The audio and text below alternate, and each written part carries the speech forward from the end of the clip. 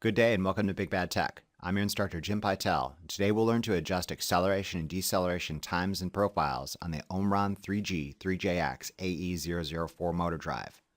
This lecture is predicated on the assumption that viewers watch both the ramping events for motor drives and adjusting volts per hertz profiles on the 3G3JX-AE004 motor drive lectures available at the Big Bad Tech channel.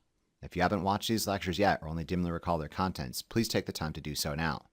Additionally, since we'll be dealing with this particular manufacturer's parameter programming process and navigation within this motor drive's decision tree, it may help to download the associated datasheet and/or user manual.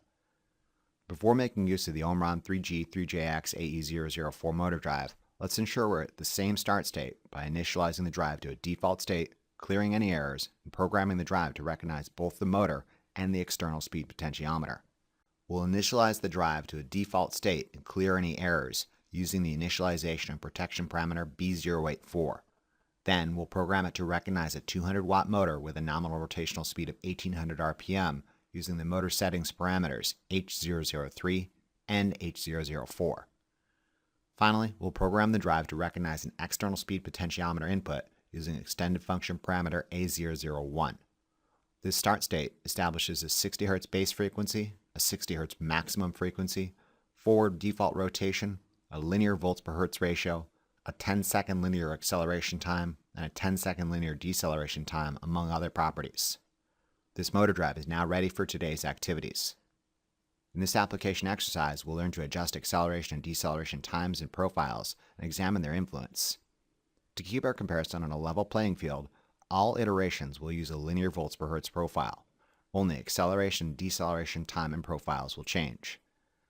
The Omron 3G3JX-AE004 motor drive has available two acceleration and deceleration profiles, linear and S-shaped. The default profile for both acceleration and deceleration are linear with a default value of 10 seconds. For an unloaded motor, this default acceleration and deceleration profile and time is evident, but rather undramatic. When an operator presses run when the external speed potentiometer knob is pegged fully clockwise, the motor drive linearly increases applied frequency to 60 Hz over a period of 10 seconds. The motor accelerates and speed stabilizes. When an operator presses stop, the motor drive linearly decreases applied frequency to 0 Hz over a period of 10 seconds. The motor decelerates and turns off. Like I said, evident but undramatic. For this reason, we're going to step up our game a bit by attaching a heavy flywheel to our motor. The flywheel will serve as an inertial resistance to both accelerate from rest and, once moving, decelerate to a stop. The flywheel includes a high contrast visual indicator to assist the viewer and recognize the influence of different ramp times and patterns. But I must admit, this isn't nearly as helpful nor as informative as I'd hoped, since the differences are pretty subtle and the screen refresh rate kinda hides these subtleties. My hope is that the dissimilarities are more apparent when the different iterations are compared with one another. Our first iteration is a linear acceleration pattern with a 10-second ramp-up time and a linear deceleration time of 0.1 seconds. This extremely short deceleration period is essentially equivalent to instantaneously disconnecting the motor from supply voltage and letting it free spin to a halt. You'll note letting a flywheel of this mass free spin to a halt takes an appreciable amount of time, 5 minutes and 48 seconds to be exact.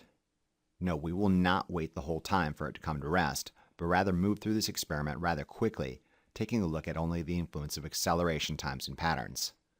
Before we bring this lecture to a close, however, we'll come back and examine deceleration events with heavy inertial loads. First, let's navigate to parameters F002, acceleration time, and F003, deceleration time. Parameter F002, acceleration time's default value is 10 seconds.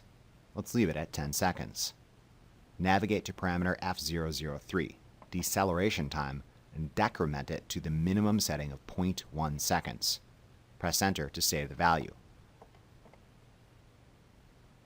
With parameter D001, output frequency monitor being displayed, when an operator presses run when the external speed potentiometer is pegged fully clockwise, the motor drive linearly increases applied frequency to 60 Hz over a period of 10 seconds.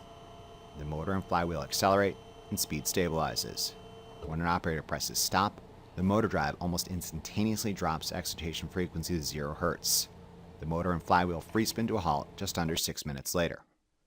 Note that if the operator presses run when the external speed potentiometer knob is halfway, the motor drive linearly increases applied frequency to only 30 Hz over a period of only 5 seconds, as one might expect. The linear acceleration time assumes a 0 Hz start and ends at the base frequency of 60 Hz. 30 Hz being halfway between 0 and 60 takes only half the time to get there. Our second iteration also uses a linear acceleration pattern, only this time with a 5-second ramp-up time. Deceleration time remains at 0.1 seconds. Navigate to parameter F002, acceleration time, and decrement it to 5 seconds. Press enter to save the value. With parameter D001, output frequency monitor being displayed, when an operator presses run when the external speed potentiometer knob is pegged fully clockwise, the motor drive linearly increases applied frequency to 60 Hz over a period of only 5 seconds. The motor and flywheel accelerate and speed stabilizes. When an operator presses stop, the motor drive almost instantaneously drops the excitation frequency to 0 Hz. The motor and flywheel free spin to a halt just under 6 minutes later.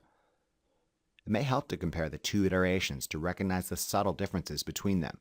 The linear 10-second ramp-up time takes 10 seconds to linearly increase excitation frequency to 60 Hz.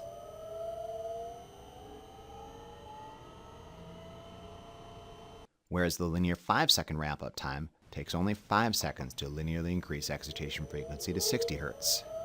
As a result, for the iteration with a smaller ramp-up time, the motor and flywheel accelerate quicker and come up to speed faster. Here they are together.